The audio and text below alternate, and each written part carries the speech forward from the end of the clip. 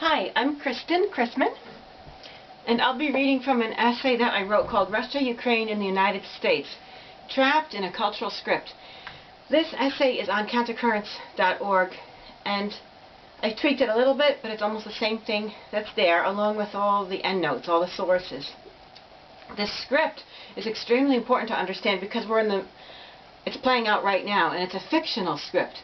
We're supposed to believe that there's an innocent victim fighting against an evil persecutor with a rescuing hero involved. So it's basically a good versus evil script. And as Americans, we've been expected to believe this script for 245 years of foreign policy. It's always the case that the U.S. is supposedly the victim or the hero upholding humanity and freedom against evil. And if you actually examine the conflicts, you see this isn't true. So it's really important to see why it's not true, because in this current crisis, Russia is not the evil persecutor, Ukraine's not the innocent victim, it's not the other way around either. It's not like good versus evil at all. But what I want to show in this essay is that how Russia is framed as an evil persecutor, and that's done largely by dismissing Russia's fears. Because if Russia's not acting out of fear, then Russia must be acting out of evil, out of malice. Same with the United States. If you hide U.S. greed, the greed of the policymakers and their colleagues, and aggressive motives, if you hide all that, oh, well, then the U.S. is acting out of compassion and integrity. So I'm not trying to show that the U.S. is evil and like the other way around, but I'm trying to show that it's not a case of evil and versus good. Because the biggest danger of believing in this script is that, in a nutshell, when people think they're the good guys and that they're fighting against evil, they feel justified, they feel moral in inflicting horrible violence and punishment and evil upon the side that they think is evil. The good guys become blind to their own evil, to the evil of their own hatred, to the evil of their own violence and punishment. So this is the 5th video out of 6 that I'm doing. I've broken the essay down into 5 parts for the video.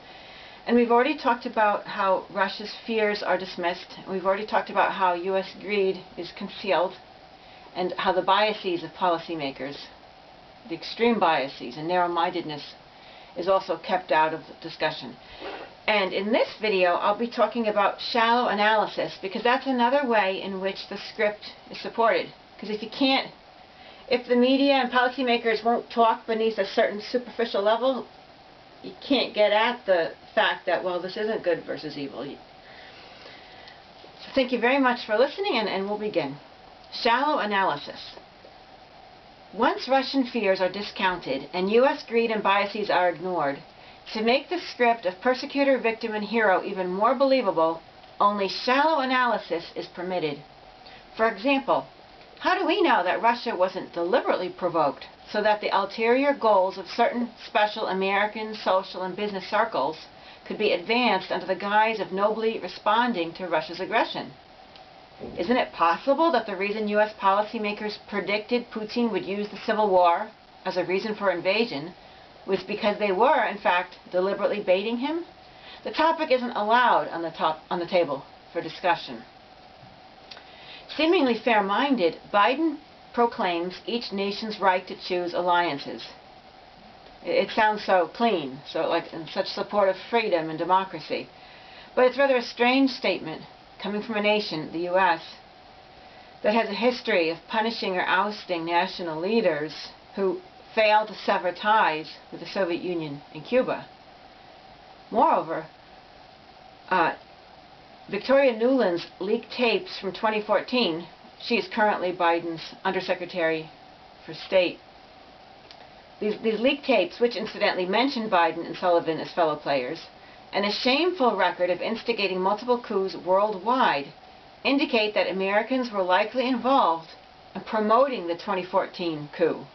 It was a bloody coup of Ukraine's pro-Russian President Yanukovych to install anti-Russian leadership agreeable to European Union and NATO ties.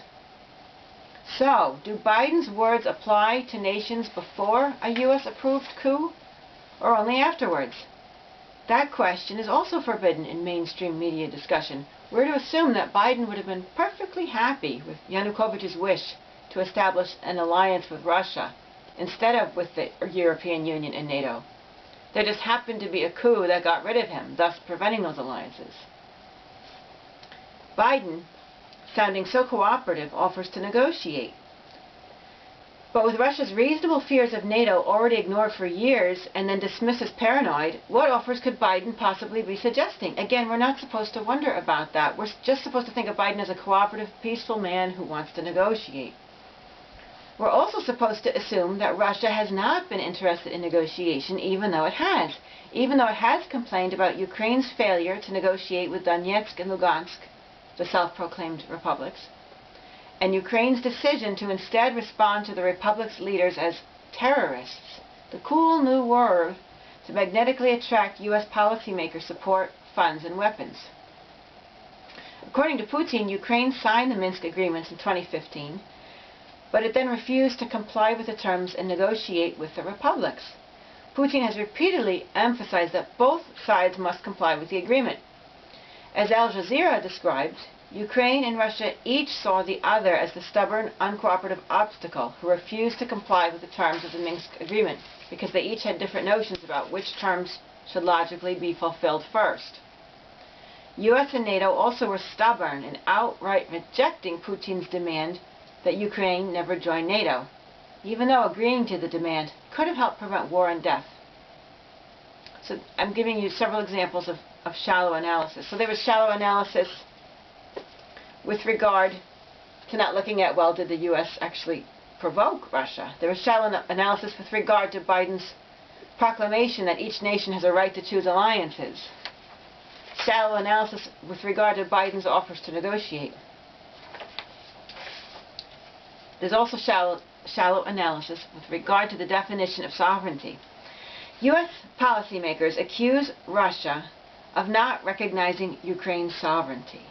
But with the U.S. promoting coups, U.S. businessmen such as Rick Perry and former Blackwater's Eric Prince seeking deals with Zelensky, and U.S. mercenaries and weapon companies stoking conflict, all presumably without the Ukrainian population's permission, what sovereignty is there left to respect? Shouldn't we have a conversation about what it means to be sovereign? Rick Perry, I mentioned elsewhere, he was the former Secretary of Energy and Texas governor who was really pushing to export liquefied natural gas to Europe via Ukraine.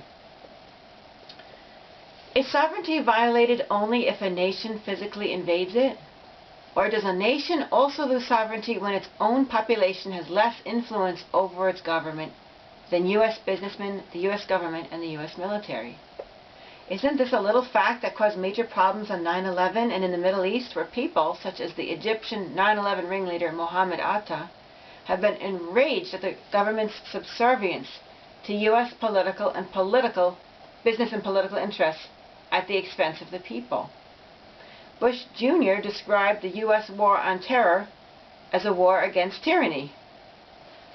Yet it was precisely U.S.-supported tyranny in Egypt, Saudi Arabia, the UAE, and beyond that significantly provoked the 9/11 terrorists, all from either Egypt, Saudi Arabia, and the UAE. It's a matter worth resolving. For that matter, are Americans sovereign? Do we really have any meaningful influence over our own government? We certainly have zero voice in foreign policy. We're told billions of our tax dollars must go towards policies in Afghanistan and Iraq to kill people.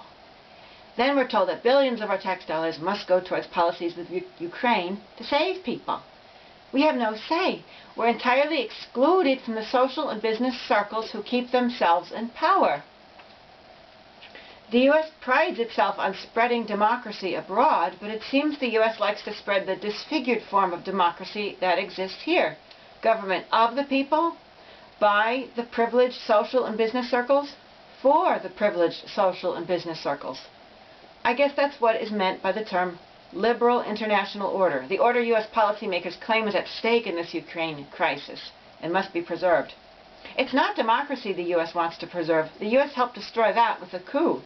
It's capitalist plutocracy and kleptocracy that's at stake. Kleptocracy being where the government is used to support stealing by those in power. They use tax money to support themselves and their colleagues in their own special projects, not for the public interest. What seems to terrify U.S. policymakers is that people in other nations, including some of the terrorists they're killing, are looking for a very different kind of democracy, one that is of the people, by the people, for the people. However, while the U.S. government's allegiance to democracy really seems to be an allegiance to plutocracy, this wish for true democracy, representation, and voice also seems anathema to Putin. According to the International Federation of Human Rights, which also sought to prosecute George Bush Jr. for torture, Russia, under Putin's rule, passed 50 anti-democratic laws in the years 2012 to 2018.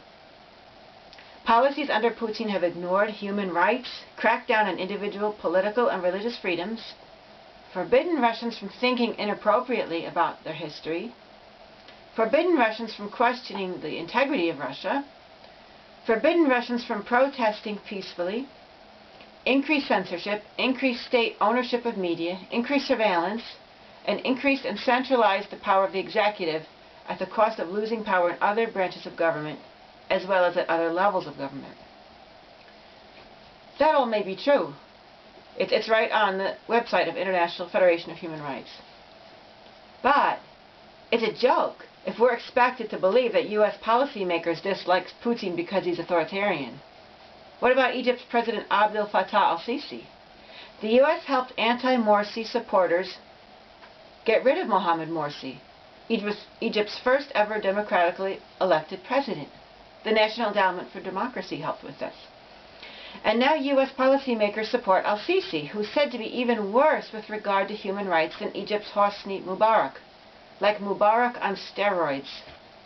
He's had hundreds of Egyptians killed and imprisoned tens of thousands of political prisoners. Did Biden do anything to try to convince al-Sisi to respect human rights?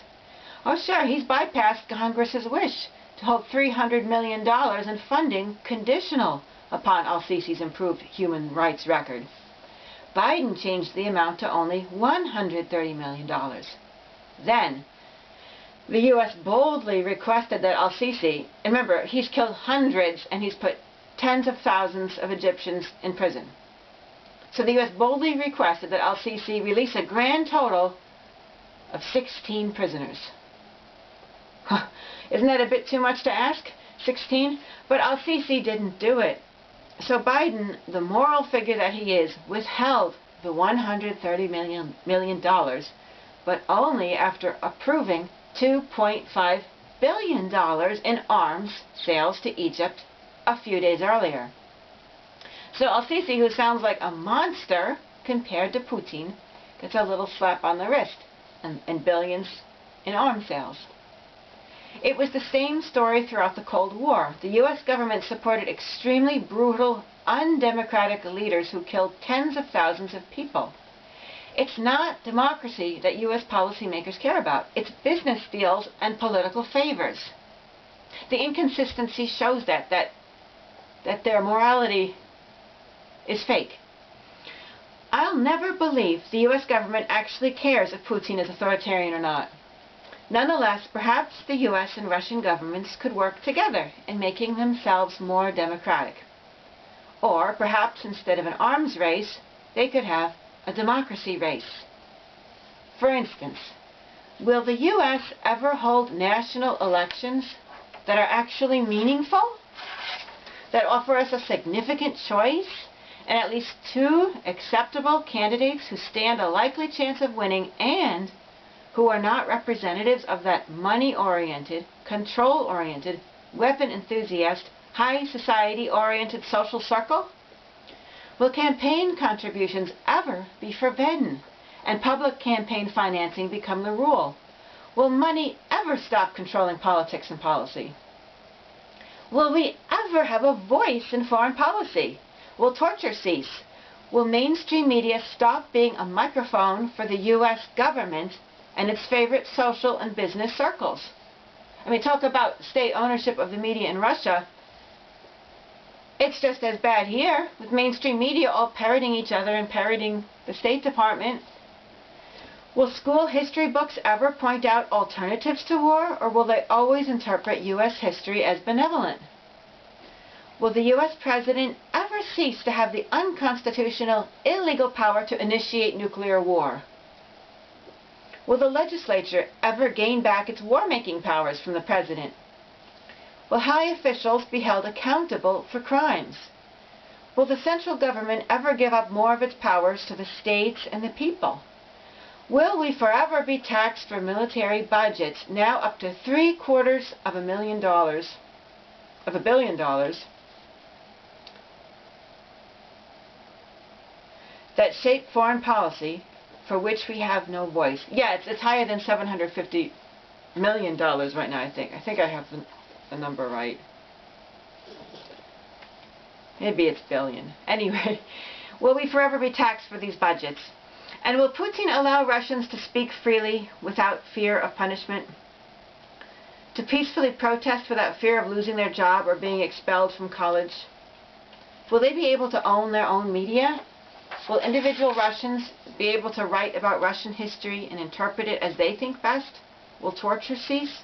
Will political opponents of Putin be allowed to live healthfully and freely and run for high office? Will checks and balances return to power? But what was the ulterior motive or fear driving Putin's anti-democratic policies? This is important to understand in order to resolve the problem. Perhaps Putin's motives are selfishness, corruption, power hunger, or a habit of control from working with the KGB. But without forgetting or downplaying those possible motives, we must also ask, is there a fear of unfriendly infiltration by the CIA and National Endowment for Democracy? Or a fear of violent opposition? Media stations were quickly grabbed up by rich oligarchs in the 1990s when the USSR dissolved.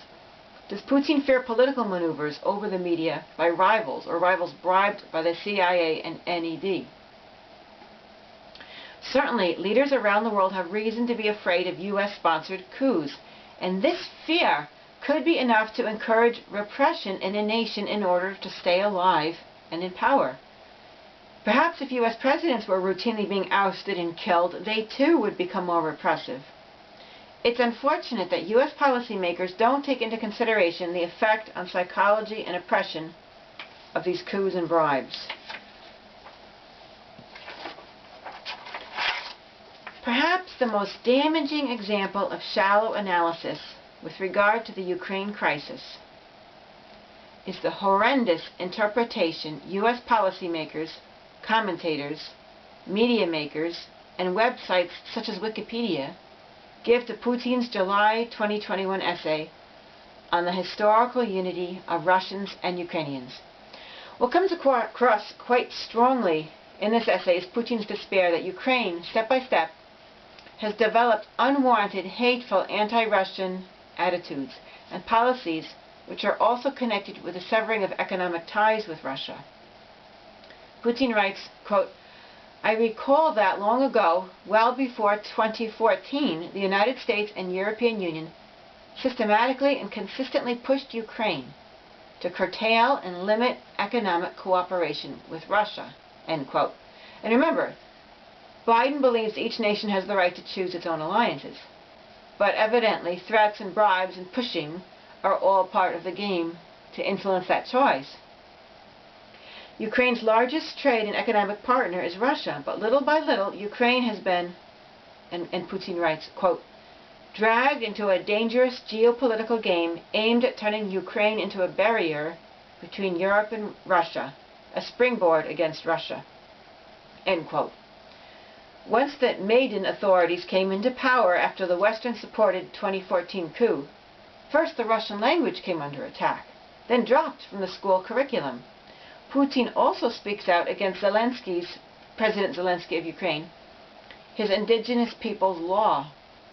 According to the 2001 census, ethnic Russians comprise 17.3% of Ukraine's population. However, when Zelensky passed an indigenous peoples' law, a law designed to protect minorities from discrimination, forced assimilation, the incitement of hatred against them, and genocide, and to ensure their representation in government and their ability to be educated in their own language, Ukraine was the first nation in the world to include in the definition of indigenous people the precondition that they must not have statehood outside the nation in which they're living.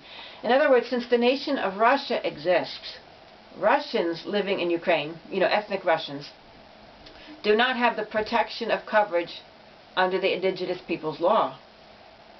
Putin speaks of the forced assimilation that is cutting Russians, especially the younger generation, off from their identity and indoctrinating them to believe that Russia is their enemy. Even the Ukrainian Orthodox Church, with ties to the Russian Orthodox Church, displeases the new Ukrainian authorities. And monks and priests, Putin writes, are being beaten in Ukraine. The idea of Ukraine simply being independent from Russia, which was fine with Russia and Putin, has morphed into an anti-Russian attitude with a, quote, harsh and artificial division of Ukraine and Russia. That's what Putin writes. Ukraine's rulers are deliberately nurturing their own aggressive Russophobia into society as state policy. This, Putin writes, is what Russia will not accept. It's the hatred that Russia won't accept. It's not the borders or the sovereignty.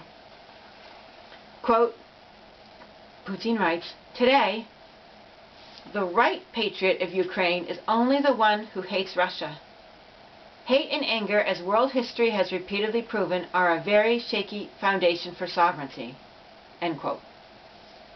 Putin is not writing about conquering Ukraine. He is not writing about any refusal to recognize its sovereignty.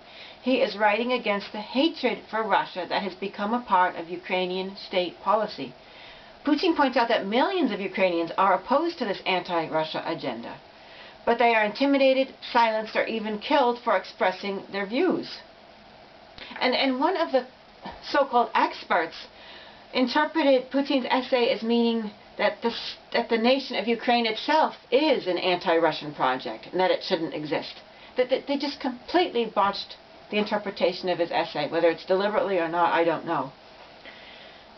But Putin, when he speaks of the anti-Russia project or anti-Russia agenda, he's talking about the policies that the current Ukrainian authorities are imposing and being encouraged to do by US and NATO and the European Union. Nowhere does Putin express a wish to take over Ukraine or to dictate to Ukraine. I even read this essay twice. I read it once and then I saw all these strange comments which I didn't recognize anything that they were saying, so I read it a second time, and they're just lying. Even when Putin speaks of Ukraine as being a nation formed in the Soviet period, or initially formed largely as a result of Polish and other intellectuals' ideas, he is not suggesting that Russia should take over Ukraine. He emphasizes that he is not anti-Ukraine, and that it is up to Ukrainians to decide what is best for their nation. Quote, we respect the Ukrainian language and traditions. We respect Ukrainians' desire to see their country free, safe, and prosperous. Now, why would he write that if he didn't recognize Ukraine's sovereignty? He does recognize Ukraine's sovereignty. And if it's amazing that the European Union is blocking Russia-owned, state-owned media, such as Russia Today, in order to, quote, keep out Russia's lies. Why not keeping out these American lies? That's on Google. That's on Wikipedia. However, Putin does point out that borders made by the Bolsheviks when the USSR formed in 1922 actually robbed Russia of territory. Because he is clearly not talking about dissolving Ukraine or taking over the nation, my interpretation is that he is linking this mention of the Bolsheviks' borders to the fact that many ethnic Russians live in Ukraine, especially in the east and south and Crimea. And so if Donetsk and Lugansk wish to separate from Ukraine, given the new anti-Russian state policies, this would be fair. He doesn't say that, but that's my interpretation. That might be why he's talking about borders. To my awareness, Putin and these two republics had no problem with their being a part of Ukraine, as long as Ukraine's leadership was not pursuing social, political, and economic policies that were anti-Russian, both with respect to the Russians the ethnic Russians living in Ukraine, and of Russia itself.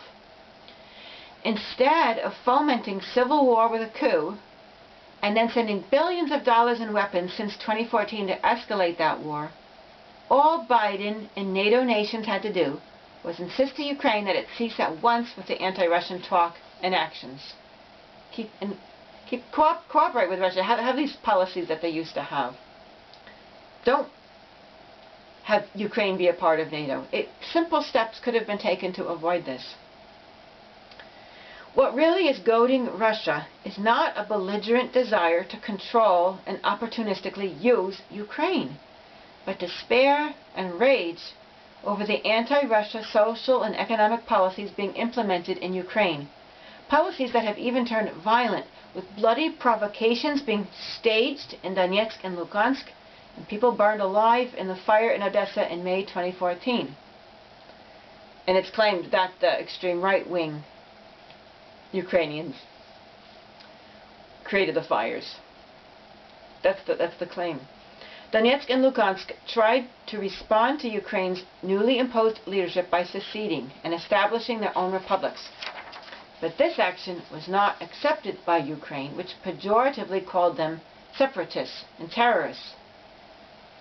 Putin points out that the Minsk I and Minsk II agreements would have given, quote, a real chance to peacefully restore the territorial integrity of Ukraine, end quote. But Ukraine has failed to observe the terms of the agreements which would thwart the anti-Russia program of Ukrainian authorities. Putin is also concerned about Western exploitation and political control over Ukraine. Quote, Russia is open to dealing with Ukraine and ready to discuss the most complex issues, but it is important for us to understand that our partner is defending its national interests, but not serving someone else's, and is not a tool for someone else's hands to fight against us, end quote. Putin's concern that Ukraine is being used by Western individuals seeking to profit off Ukraine's markets, resources, and agricultural lands is completely valid, especially considering the U.S. foreign policy record of engaging with other nations precisely for those reasons. A typical example, this is typical, not an exception, is how President Nixon and Henry Kissinger, the National Security Advisor and Secretary of State, used the CIA to topple Chile's Salvador Allende, in part because his peaceful Marxism would destroy the evil communist narrative that's pushed by U.S. policymakers and media makers, and in part because his policies, Allende's policies to help the poor and landless, didn't spell high enough profits for International Telephone and Telegraph, Pepsi, and Anaconda Mining Company, who helped fund anti-Allende propaganda in Chile and the coup. Again, such greed-motivated foreign policy is typical. You can read online in declassified documents the conversations of National Security Advisor Kissinger and President Nixon with regard to a coup in Bolivia at the time. All they care about, Kissinger and Nixon, is Gulf Oil's financial prospects. That's it. No concern about the people. Kissinger is specifically worried that the new government of Bolivia will expect Gulf Oil to share more of its profits with the Bolivian people by having to pay higher taxes or royalties.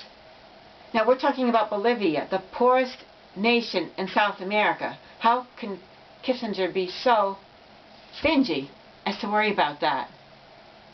Remember, U.S. foreign policymakers eventually broke every single treaty, every one, with the Native Americans in order to seize their land and resources.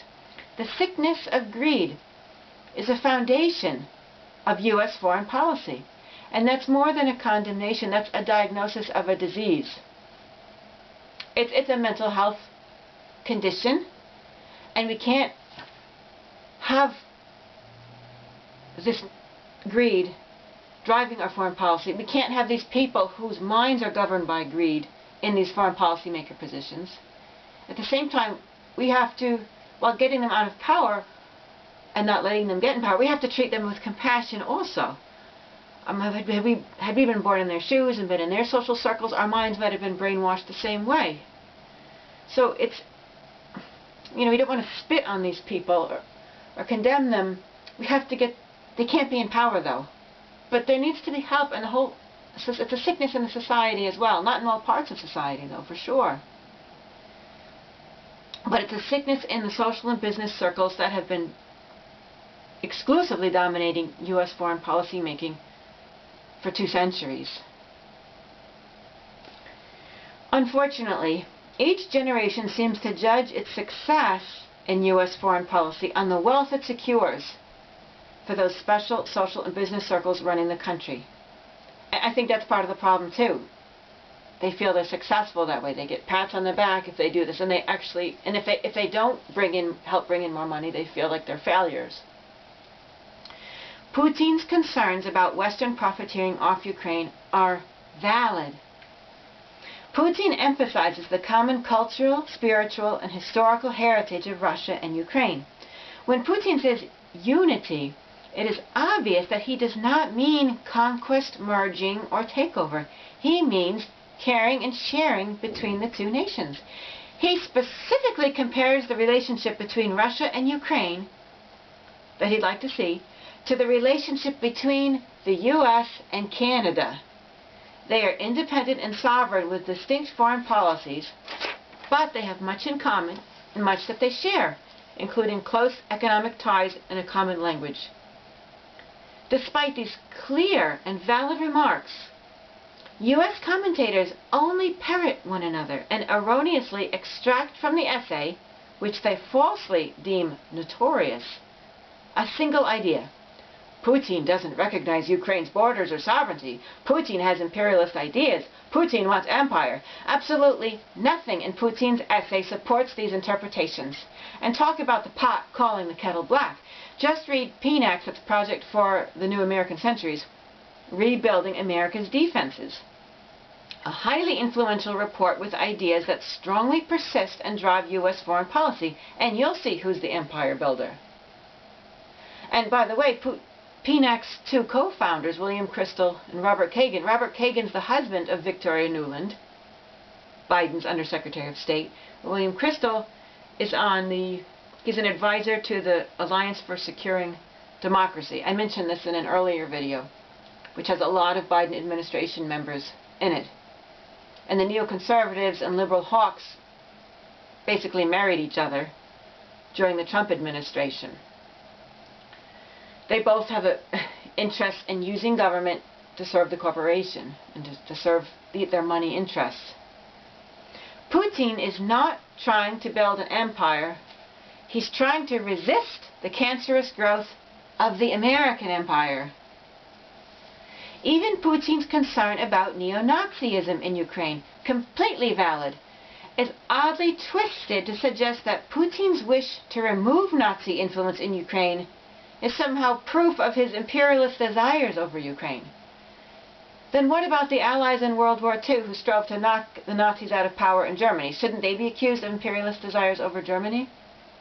Putin points out that Ukraine's government glorifies as heroes those Ukrainians who collaborated with Nazis. He observes that Ukraine consistently votes against the UN General Assembly's resolution to condemn the glorification of Nazism. In fact, in 2021 the resolution was passed, with 130 nations voting in favor, 51, including the entire European Union, abstaining, and only 2 voting against it. Guess who? Ukraine and the United States. The United States supported its decision by falsely claiming that the resolution was a thinly veiled attempt by Russia to serve as fraudulent cover for its actions in Ukraine. Perhaps U.S. policymakers should speak with the human rights groups that have condemned neo-Nazi paramilitary violence in Ukraine. Putin's conclusion of his essay reads, quote, "I am confident that true sovereignty of Ukraine is possible only in partnership with Russia. Our spiritual, human, and civilizational ties formed for centuries. Russia has never been and will never be anti-Ukraine. And what Ukraine will be, it is up to its citizens to decide." End quote. Strangely enough, this remark is interpreted by one commentator as indicating that Putin proclaims Ukraine's statehood depends on Moscow. Yet such an interpretation is ludicrous. Saying in partnership with Russia is not saying depending upon Moscow's yes or no. Putin has clearly compared the relationship he is seeking with Ukraine to be like that between the U.S. and Canada. His point is that a Ukraine that is friendly with Russia, that is not hating Russia, is the Ukraine that is true to itself, not only because Ukraine's population contains a large number of ethnic Russians, but because Ukraine and Russia have a very long history of cooperation. A Ukraine that does not have a cooperative relationship with Russia is an indicator that Ukraine is actually not sovereign, but has become the puppet of Western forces. Instead of mentioning Putin's passionate concern described at length in his essay regarding the anti-Russian hatred developed in Ukraine, U.S. policymakers, commentators, and media makers consider the essay to be proof of Putin's belligerent and imperialist vision. Yet these statements about Putin are absolutely slanderous. If Putin's fair-minded, absolutely non-belligerent essay can be called notorious, I can hardly wait to see how my own essay will be vilified, misinterpreted, and falsely interpreted by idiots who can't even read a Russian essay that was even translated into English for them.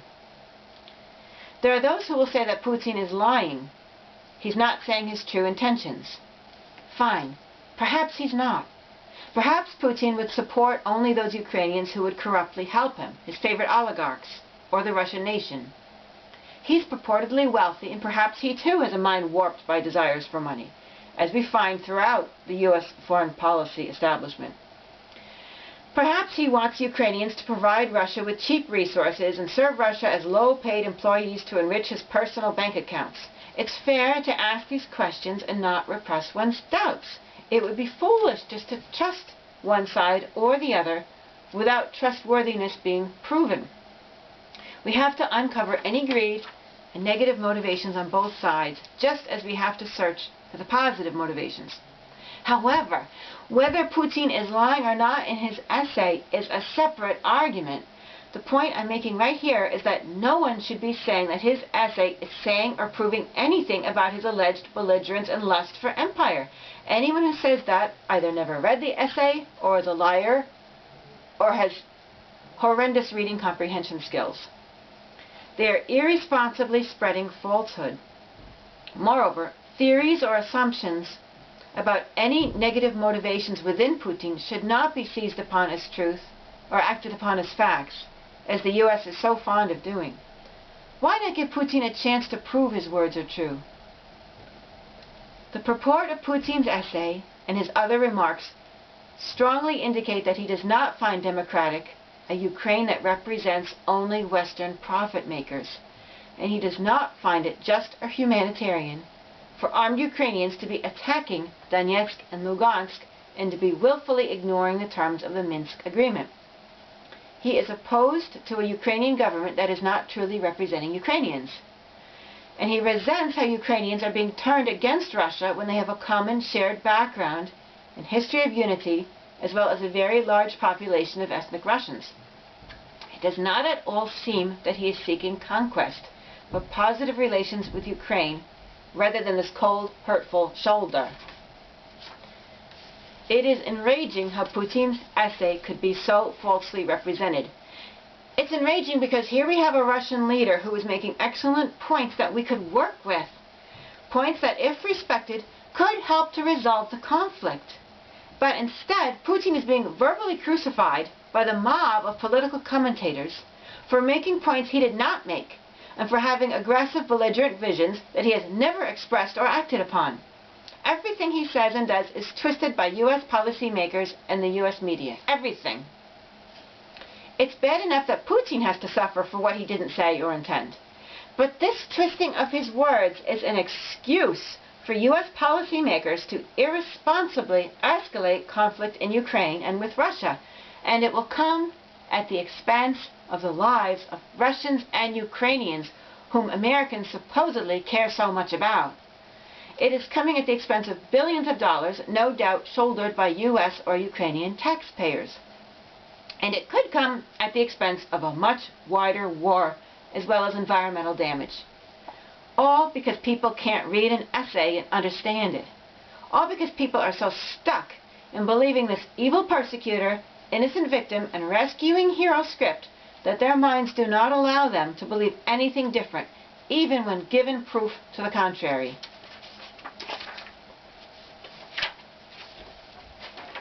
Are American commentators deliberately lying about the essay in order to take the spotlight off what he's actually saying? That the West should not be opportunistically dominating Ukraine and turning Ukraine to hate Russians and Russia? Are they deliberately trying to distract us from the excellent points he is making by concocting a point he is not making? Or is their interpretation of his words unintentionally skewed by the Cold War biases in their own minds? Or did they not even read his essay? Or, and this is a very real possibility, not just a sarcastic jab, do they have poor reading comprehension skills? It's just one more reason why a nation whose policymakers are so deficient in empathy, understanding, logic, and reading comprehension should not be armed to the teeth with high-tech weapons that only empower their faulty sense of judgment and hate. Of course, the entire U.S. policymaker circle is obviously lacking in empathy and understanding, so it is not surprising that those who feel highly anti-Russian would also lack the empathy and sensitivity needed to understand the meaning of an essay. Now, someone like John Denver, who I mentioned in an earlier video on Russian fears, he visited Russia, the Soviet Union, in 1985. He would understand the essay, but then again, he was a musician and a poet, with a type of mind needed for understanding and accurate interpretation. But these policymakers, they have a very different kind of mind. They all have the same kind of mind, same blind spots. For whatever reason, they have completely twisted his words and intentions into unrecognizable form. And don't forget, Putin would never even have crossed Ukraine's borders had the West not already infiltrated them with coup machinations, weapon shipments, and military training to encourage Ukrainians to attack Donetsk and Lugansk. So these are all examples of the shallow analysis used to hide the facts that would reveal the falseness of the script that there's an innocent victim fighting an evil persecutor and being rescued by a hero. And this concludes part 5 of 6 videos. Thank you very, very much for listening. This is today's, it's the very, very early morning. It's after midnight. It's Sunday, Easter Sunday, April 17th, 2022. And thank you very, very much for listening.